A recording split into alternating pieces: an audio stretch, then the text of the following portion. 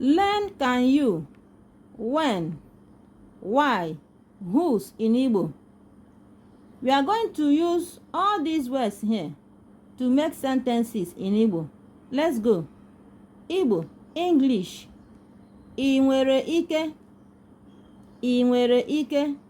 It means can you in English. I nwere ike ime ya. I nwere ike ime ya. Can you do it?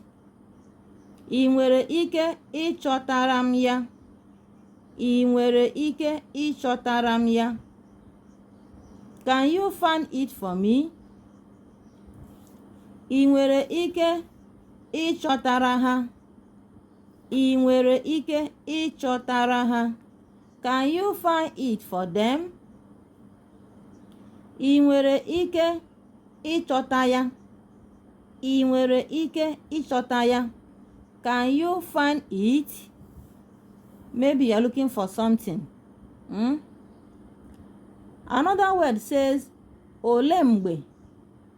Ole mgbe. Ole mgbe in English means when.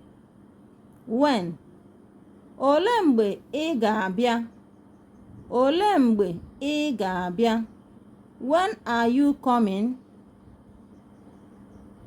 Ole mgbe ị bịara. Ole mgbe ị bịara.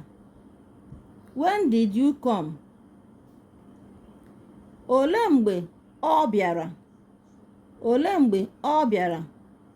When did he or when did she come? Remember, ọ is a pronoun. In Igbo you call it nnọchiaha. Ọ represents she, he, it in Igbo.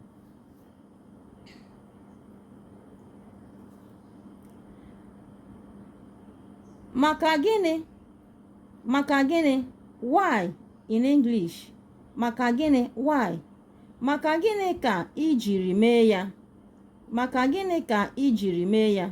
Why did you do it? In English. Ụlọ nke onye dị ihe a? Ụlọ nke onye dị ihe a? Whose house is this? Whose in Igbo it means nke onye.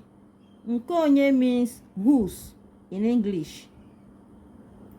Oya, tụsara anyị ihe ozizi a. Ka emesienụ. Bye.